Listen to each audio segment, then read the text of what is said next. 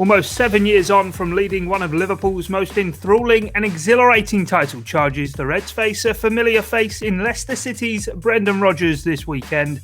I'm Guy Clarke. Welcome along to the agenda here on Blood Red as we take a look back on Rodgers' reign at the helm of the Reds, look at how he's rebuilt his reputation and what still may lay ahead for him. Alongside me to do all of that, it's a pleasure to say Theo Squires is alongside me. Theo, how are you keeping, mate? Yeah, not too bad. I'm really missing barbers being open, as you can tell, but we're getting by.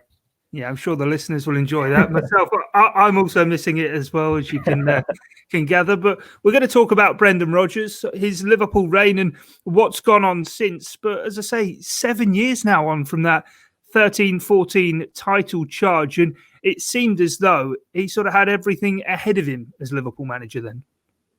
Yeah, definitely. It's a strange one looking back to it because despite all the success that Jurgen Klopp's brought in, I feel there's almost a bit more affection for 13-14 just for the fact that it came out of absolutely nowhere. The same way, I suppose, at 05, like you just weren't expecting the success. You could really appreciate the glory days that little bit more because, you know, the side were ultimately punching a bit above their weight and it hadn't been a long, drawn-out process. It was just enjoying Luis Suarez being one of the best players on the planet, certainly the best player in the Premier League, putting in incredible display after incredible display, and then just watching it all come together across the field, like Steven Gerrard having his like renaissance, I suppose, in that holding midfield role, like being the English Andrea Pirlo for a little bit, the birth of Jordan Henderson's Liverpool career, Raheem Sterling showing that he actually had a little bit of talent, turning it around as well, because there were talks that he was going to go out on loan halfway through that season because he wasn't getting a sniff. Daniel Sturridge, when he was staying injury-free, being one of the very best strikers going. Philippe Coutinho. It all came together in what was a glorious 6 months. I'm going to say the Arsenal game just because I know how much you'll look back on that 5-1 and with such joy, Guy. But yeah, there was just great performances, and it's a shame that it didn't come together for him at the end of it. It's an interesting one when you think about it. Could he have carried it on and kept it going if Suarez had stayed, if Suarez had given him another year, Champions League football, when they could have forged another title challenge? But it was just a bit of a mess the summer after that season, trying to find a replacement striker. Obviously, they wanted Alexis Sanchez. They tried to get Alexis Sanchez, and his wife decided no, that London was much more appealing for him. And they ended up with Ricky Lambert and Mario Balotelli after pulling out of a deal for Loic Remy. It just, the writing was on the wall from there. As soon as you had that chaos, you knew it wasn't going to go well for Rodgers. And that was without breaking down the rest of the signings like Alaza Markovic and all that. And then you thought, well, maybe they could sort of turn it around. He threw his assistants under the bus, didn't he, with Colin Pascoe, Mike Marsh, and Sean O'Driscoll, Gary McAllister. A mismatch of the transfer policy again.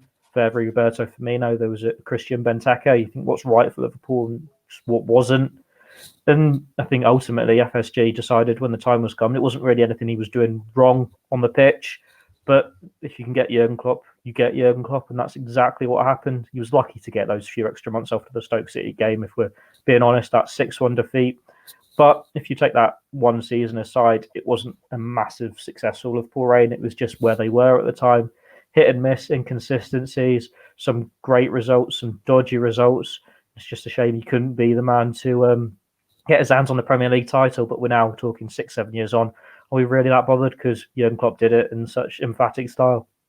Yeah, certainly. But I suppose with Brendan Rodgers and looking back on his Liverpool reign, it's easy to apply revisionism to it all, of course, at the time when things were falling down, not too dissimilar to David Moyes at Manchester United.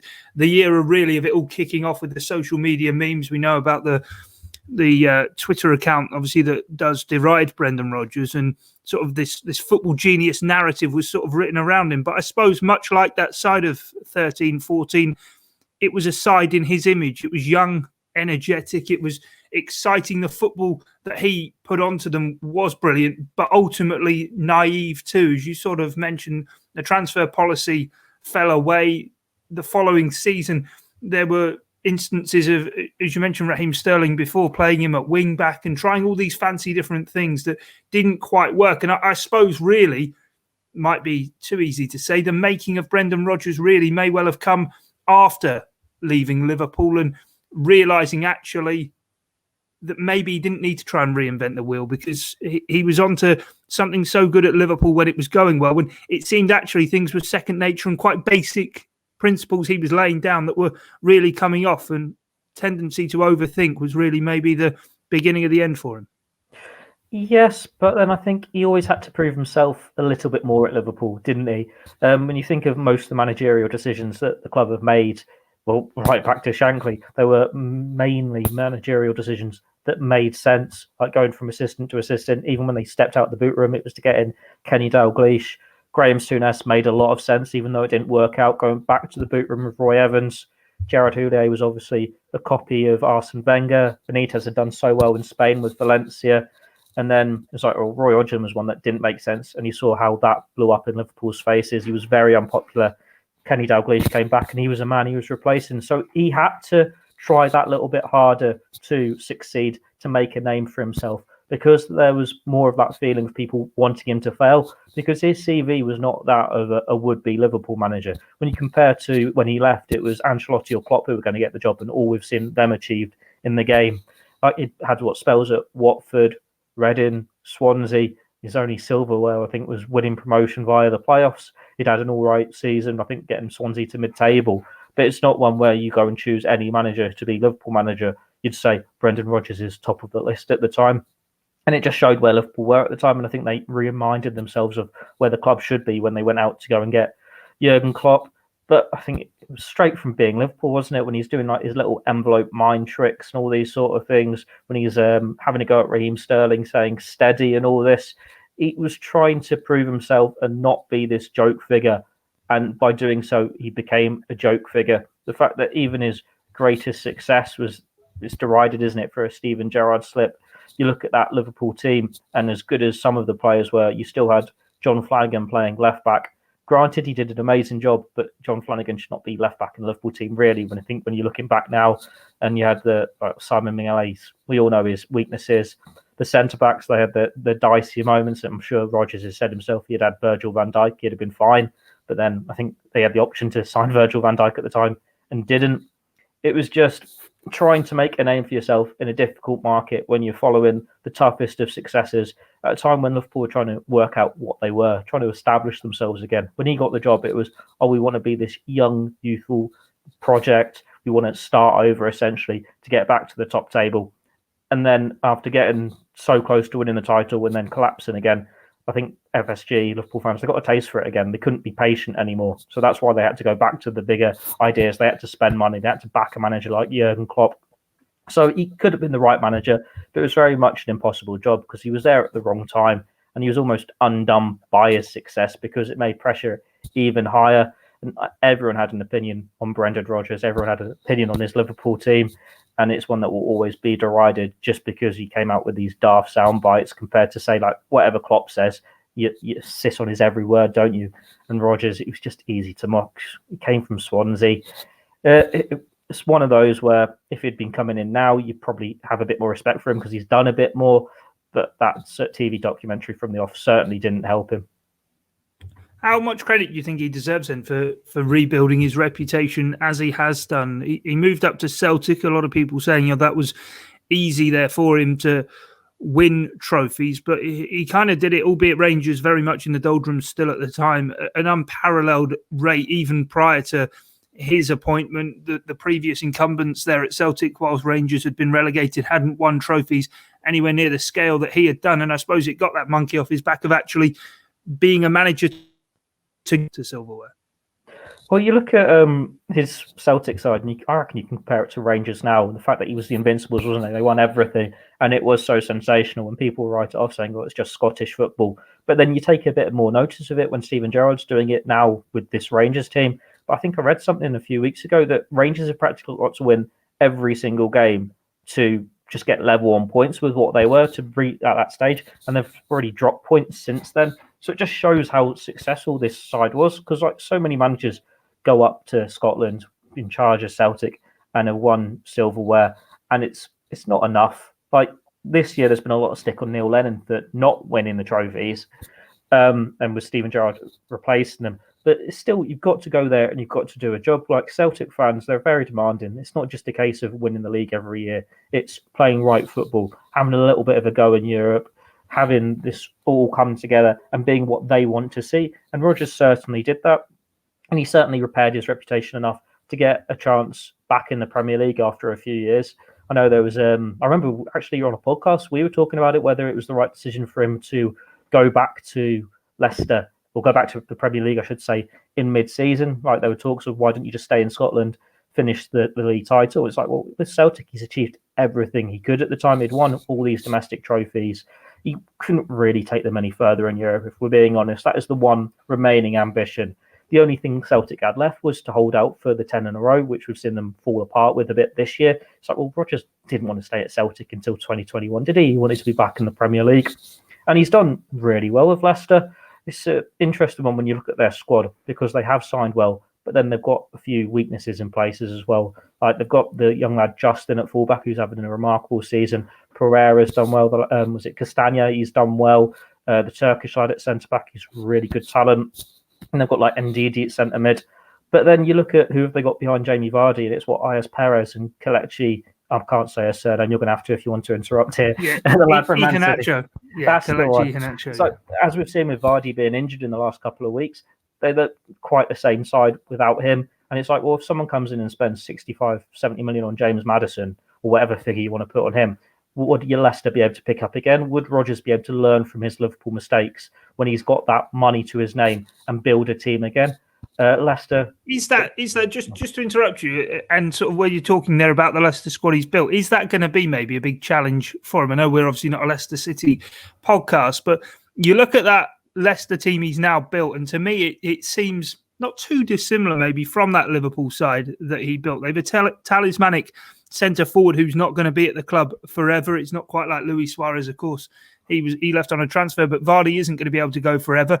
He's got a creative midfielder in Maddison, might draw comparisons to Felipe Coutinho, an energetic midfield player in Yuri Tielemans, Jordan Henderson perhaps, and a winger in Harvey Barnes, who may be not too dissimilar in contributions to what Raheem Sterling was for Liverpool. Yeah, that is the argument there, because as long as you're at Leicester, it's, well, what is the next step for you? That's why James Maddison will keep getting linked with moves away from the club. There'll be players that will stay, will be loyal. We saw Harvey Barnes linked with Liverpool last summer when there's this more pressure on clubs to have homegrown players. The likes of him and Maddison will be linked with your Liverpools, your Cities, your Chelseas. And then it's just, well, what can Rodgers do? Can he keep them together? And if he can't, can he replace them? And that's where he failed ultimately at Liverpool. It is going to be a big ask for them, because you think, well, you have to get into the Champions League to keep hold of these players. They just missed out last year when it looked like they were going to make it for such a long time before Project Restart. And it's like, well, if they fall short again this year, having been in such a strong position now at halfway point, you do start to ask questions of, well, when are they going to do it? Because Jamie Vardy is going to be a huge miss for them. The fact that he's scoring so many goals now at his age, he is the one is going to be hard to replace. And you look at the scoring charts now, if you want a striker to do that sort of job, and you're going to look for an English striker, whilst there's a lot of them around, it's still hard to get them at an affordable price. It's whether they go abroad and find someone who can do the job. But strikers cost a lot of money, and they've spent a lot of money on strikers in reserve who aren't scoring the goals. So it's definitely one way he's got to learn from his Liverpool mistakes and get it right. Hopefully experience will come from him this time around, just not whenever they're playing Liverpool. And I suppose it's in his hand. It's in his favour now that he has got Vardy back and window's closed. So, you know, Maddison's going to be there for the season. Like these players he's got, they're playing for their futures to the extent of, we'll get into the Champions League, and then maybe that's a shop window to go and get a bigger move elsewhere in a year, 18 months' time. And it may be the same for Rodgers. If he can get them into the Champions League and have a good go in the Champions League, what does he then go and do now? But he knows it's part of his project, hasn't he? He's got this young team. They're aging together like his Liverpool team did. And Liverpool's were taken away before they could fulfill their potential. This Leicester team's got a bit more about them. They've got a bit more length in the legs. But it's if he can learn from his mistakes and deliver at the end of it.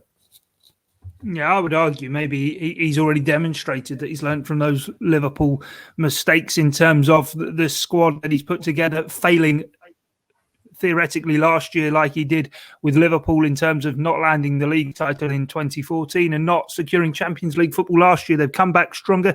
He's maybe not as I don't know if militant's the word, but so dead set in the recruitment as maybe he was at Liverpool, which was his undoing, and allowed that to be done by the experts at Leicester City. So I suppose as we round things off, Theo, it bears a question. 2024, Jurgen Klopp's contract is up. We often here on Blood Red talk about 2 years. I can't imagine Brendan Rodgers would be in the running given his history. But had he not already been Liverpool manager, would he be the kind of guy that actually would look ideal to take on the job? Yes and no, just for the sense of it's where Liverpool are in the position they're in 2024. If we're saying that the league success of last season is, say, a one-off, and they're in this position now where they're fighting for the Champions League or they're fighting for Manchester City, but they can't quite turn it into dominance, then there is potential there if you want to look for that sort of manager.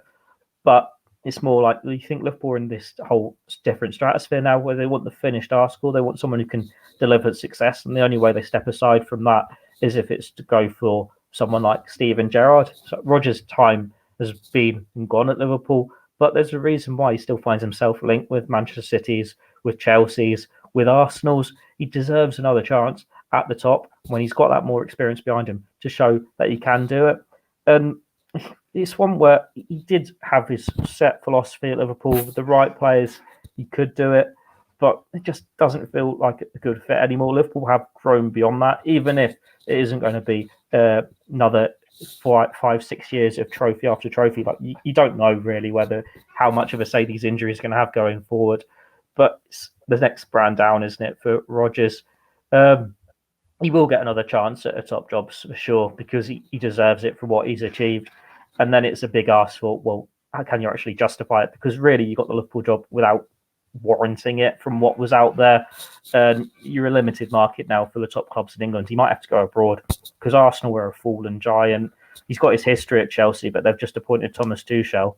Manchester City, well, I suppose they're the same market as Liverpool. It's like, well, you could get Rodgers, but you'd much rather have this global name who's got more of success about them. You can never go to a United, Tottenham maybe. And then it's just like, well, what can you do if you do get these positions? Because it's such a congested market at this moment to deliver success in England, especially when you see Manchester City just bounce back in emphatic style, where they can win game after game after game and storm to what it seems to be another league title. Yeah, he could well stay at Leicester and continue to push them onto being a power in English football. He'll certainly be in the dugout at the King Power Stadium on Saturday when Jurgen Klopp takes the Reds to Leicester City, of course, looking to get back to winning ways in the Premier League. That's it from us here on the agenda. A quick look back on Brendan Rodgers' time at the helm at Liverpool and what may lay ahead for the former Reds boss. From myself, Guy Clarke and Theo Squires, thanks for your time and your company. Don't forget to leave us a rating and continue our content across our dedicated YouTube channel on Blood Red. Cheers.